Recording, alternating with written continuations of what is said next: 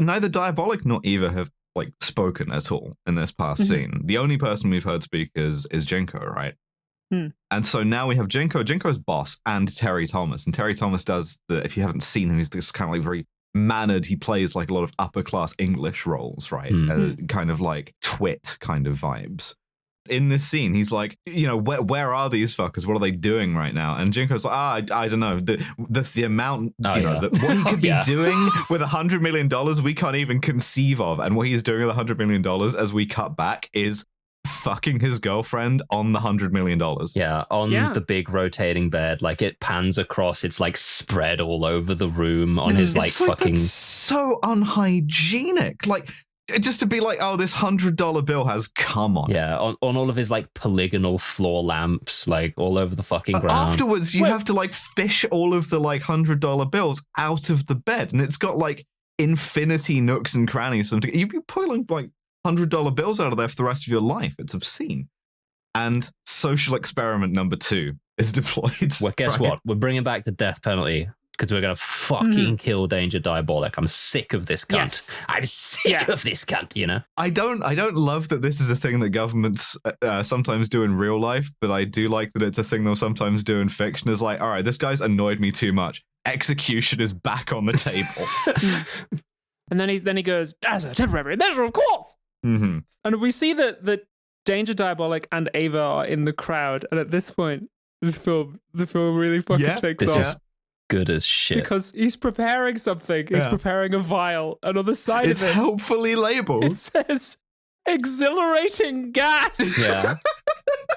We're on the exhilarating gas. I'm smoking that exhilarating gas, Batman. There's it's a perfect 1-2 joke here, right? The Norse step. I'm washing my grinder, Batman. There's a perfect 1-2 Batman joke here, right? A Batman like original series joke where it shows West stuff. Exhilarating gas, and then a little sort of pillbox of anti-exhilarating gas capsules. Really good. For him and Ava. The movie has my heart in its hand at this point. I'm charmed. Him and Ava take the anti-exhilarating gas capsules, and he doses everyone in the room with the gas by way of using a Hasselblad camera to take photos of everyone. And the flash bulb lets out a little bit of gas each time. And they all start laughing. It's the Joker guy. They all start laughing at Terry Thomas. It's true. He's pranking them. The thing I really like is Zenagata holding himself back for longer while his boys are absolutely losing it. And he's just like, no, be serious. We have to be serious. And then cracks up as well. It's great. It's actually really well acted. Yeah, Michael Piccoli, like really phenomenally good job as this guy. And Terry Thomas too. Like he like they end the scene with like a sort of a close up of his face as he's like trying to keep it together and failing. And then in the next scene, Zenagata has gone to see his boss, the chief of police, and he says, I want to resign. I don't want to chase Danger Diabolik anymore. I quit. I'm out. I'm done. You have a spliff, a sort of a marijuana cigarette being passed down, not in a circle, but down a line, which is very strange, but makes for a great tracking shot as it goes through all these faces. Really good, Like I said, it's actually really inventively It's really competently done, Doesn't make. I've never seen a nightclub like this. Need to find out where this is. It's incredible, right? And like so much of the sort of direction and the photography of this is made by Italian guys who are making like giallo movies or like Eurospy movies. And I just think like the guy who directed this, Mario Bava, right, was an expert at making stuff look like this on the cheap. And I just think, imagine if you had handed this guy American money, the movies you could have gotten out of him besides this would be incredible. But so also maybe going completely insane, but I swear down one of the women in this weed club looks trans to me, which is counting that as progressive representation. Maybe. Yeah, I'm with you. I mean, there's a hint later on, which I want to pick up on. But immediately 10 cops step into the frame and everyone just goes like, oh. They rave the joint. Yeah. I should also say, this has successfully made drugs look so cool. Like, this could single-handedly reverse drug education in schools. You could be like, fucking do drugs. They're great. You get to hang out with a bunch of cool people. Want to try some drugs? But they're on the phone. It's like, I call you with regards to law and order. We want you to fucking get Diabolik. Yeah, so we're going to make a deal. Either we smash your criminal empire and you're going to go to jail and then get the death penalty. And execute you. Yeah, we will kill your ass, by the way. Yeah, so don't worry, you're going to spend 5 days in jail and then you're going to be fucking hanged. Or you can get me Danger Diabolik alive, because it takes a thief to catch a thief. Already I'm compelled. This is a great bit. Cool, great. Love that this is the plot of the film. Don't get attached. It's going to be abandoned in about 40 minutes. It's the plot of part of the film. Yeah. He's like, I gotta shift modes of transport here. I gotta go from my boat set to my plane set, and I gotta gather my boys. It's like, all right, let me get my fellas together on the plane. Let me get the heads of the 5 families together in my plane. And of course, this is a kind of a touch your hand to the metal plate situation. But it's done in so much funnier a way, because what happens is off screen, they've done the vote that they're trying to do. Right. Yeah, he puts it to them and they take like a democratic vote on it. And he's like, He's like, all right, we were like 7-3, right? Yeah, it's the carried unanimously joke from Death of Stalin taken a step further, right? Where he's got 2 votes against him, and it firstly just fucking shoots both of them.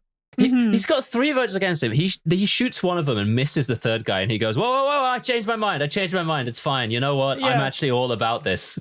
And he goes he's like, oh my God. He's like, since you fucking said please, I won't shoot, and then hits the trapdoor button beneath him, just drops him out of the plane.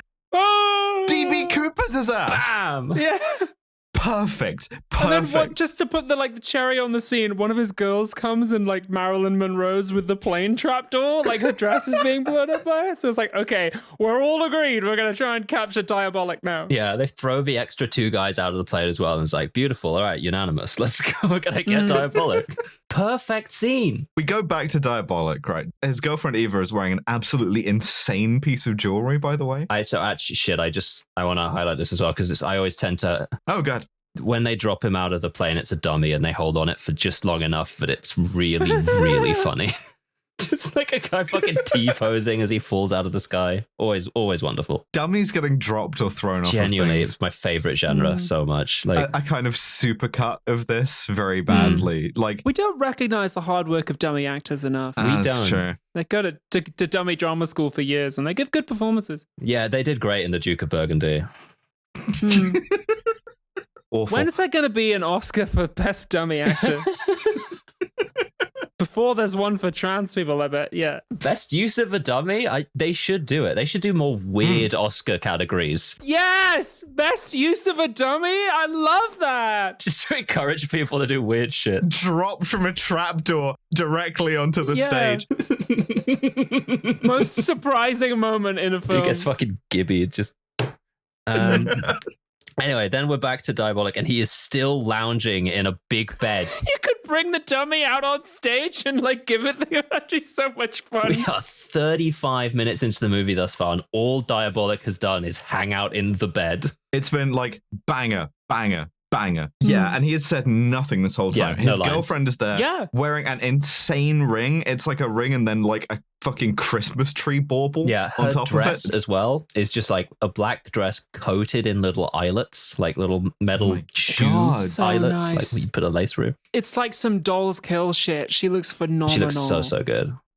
Obviously. Well, let's get a positive ID on this last. You've seen, Diabolik's girl. You've seen Diabolik's girlfriend. No one knows what she looks like. Fucking what film has used the identigraph? So they use the identigraph. Couldn't fucking tell you with a million years, but they do use the identigraph. It's for your eyes only. It's got the fucking It's definitely guy. Roger Moore, but like there's about a million of them. Yeah, this is true. It's the guy. Why don't you use the identigraph? He's the bad guy in a recent movie that we did. If we could identify that someone, why don't you try the identigraph? So he says, why don't you try the identigraph? And the identigraph is literally a kind of like police e-fit thing. Yeah, it's like a sort of etch-a-sketch. Dress Barbie up. E-fit. Really cool. Yeah, and the end result is like the comic book character, which is a fun kind of in-joke. Really? Right? Yeah. Oh, that's quite funny because the note that I've made is that the end result is like a drawing of Ava that's incredibly clocky. Also true. Very strong jawline, yeah. 60s Italian pulp comics liked their women clocky. The chin on her cartoon counterpart, like if somebody drew me with that kind of chin, I'd be like slightly insulted. But then again, I did like I did go out of my way to not have that chin. Yeah. Like I say, the jawline on Marissa Mel is like very strong. Like the identigraph using montage as well is so 60s. It's so well done. Like it just like like little animated section as it like cuts through the different kinds of women that like forming into each other, and then it ends up as her. Like I don't know, I really creative way to do it. Considering that they basically just needed to be like, I saw her and I could recognize her. Like it could have been a much more boring scene, but it wasn't. I like it a lot. Instead of going out the window the way he came in, which you think he would, he runs through the castle. They chase him. There's gunshots. Yeah, he gets detected off screen, which is a really funny choice as well. Yeah, it is, to be the kind of, he has failed the stealth sequence. At this point, he gets to the roof. He does. He uses an ancient catapult. Before we get there, we have a long chase scene up the world's sort of the spiral staircase with the wobbliest handrail in the world. And dangerous looking. Yeah, and like you say, he's not health and safety Diabolik, but like I'm genuinely concerned for the actors. They're running at this thing and it's about to fucking snap off and send them plummeting to their deaths. But he gets to the roof, and as you say, there is a catapult there. It's like a fucking mangonel type situation.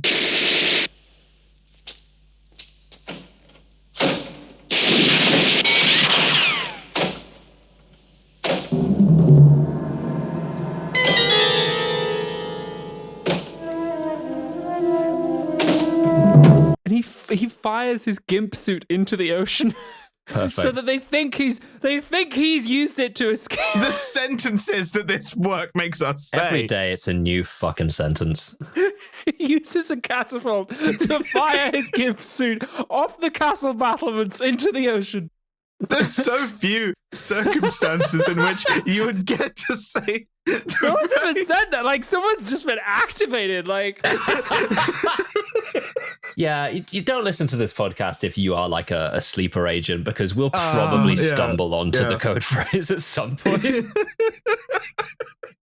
But it's a trick. He doesn't fire himself. Kill Joe Biden. No, they don't need to. No, because the cops bust open the door just in time to see the airborne gimp suit descending into the lake, and they're like, oh my god, he went into the lake, get him. Which means that they have now been outsmarted by a totally naked man. Because Diabolik is just I'm hoping he's got like another black one under the white one, but... If you had to sit down as a screenwriter and devise the funniest possible way to kill two cops, how long would it take you to come up with what he does next? Because he does some wily coyote shit. Because they get spotted, they're being followed by cops. He pulls over. It turns out he's got a massive folding mirror attached to the bottom of his E-Type, which is like, that'd be so heavy. And like the E-Type Jaguar does not have the ground clearance to make this possible, but he like unfolds this entire like, it's the width of the road. It's like an unfolding like picnic blanket, but it's like massive and it's got mirrors on it. And then these two cops just like, they think there's a car coming as they drive into it and just swerve off a cliff and fucking explode. It's genius. Incredible. I love comic books. I love movies made about comic books sometimes. It's amazing. We were so fucking stupid for making comic book movies any more serious than this. This is 100%. Absolutely peak. This is a little calling card. He opens the note up. We don't see the contents. We only hear like the fucking angelic choir Diabolik leitmotif hit, and he's like this, and this guy's in full like, my god mode looking at this thing. And so the note from Diabolik says, you know, you're trying to persuade the public to catch me by giving them $1 million. So I am gonna take that $1 million away from the government. In view of the bad use to which the government has put the public money, I shall take steps to remove it from circulation. Signed, Diabolik. It's a joke. And we'll call his bluff!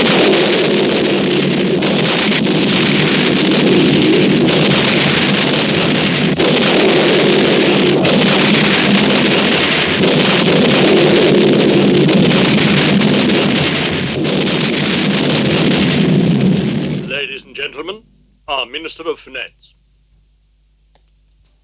He like V for Vendettas every fucking tax office. Yeah. We joke about James Bond like blowing up a family court, but like he fucking implements Project Mayhem is what he does. Yeah, he does. We get Terry Thomas doing like a fucking address where he's like, right, sorry, spot of bother, great British public. All the taxes, and all the tax records have been destroyed. So I'd love it if you guys could just guess how much tax you need to pay and just send that to the government, please. And like we see this on a telly and it pulls out and like a bunch of like builders or whatever watching it and are all going like, yeah, fat fucking chance, mate. Yeah. He appeals to their civic pride and they're like, Great Britain is now completely fucking broke. Yeah. Diabolik has like single-handedly destroyed the state financial capacity of the country. Because of that, they go, we are going to melt down the entire gold reserves of the UK into one colossal ingot and sell that so that we can make enough money to keep Britain going for another year. And so naturally, I've become helplessly dependent on the ingot. and so they give the job of guarding the one big ingot to Zenagata. Here you go, Zenagata. Fucking make us proud, boss man. He goes, this will not be stolen by Diabolik, I promise. What does this film say about masculinity? It's cool. Masculinity is about loving a girl and giving her presents. It's true. And crime also. Yeah, crime pays, and it's fucking sick. It's sexy as hell, too. And it's okay if you like kill a few guys, because like, you know, they're in your way and whatever. Yeah. They work for the British government. Go on. Yeah. Your partner's a trans person and like you're killing a bunch of British government guys. It sort of makes a lot of sense to me. Based, yeah. Every day I record with you, I feel myself going up the no-fly list.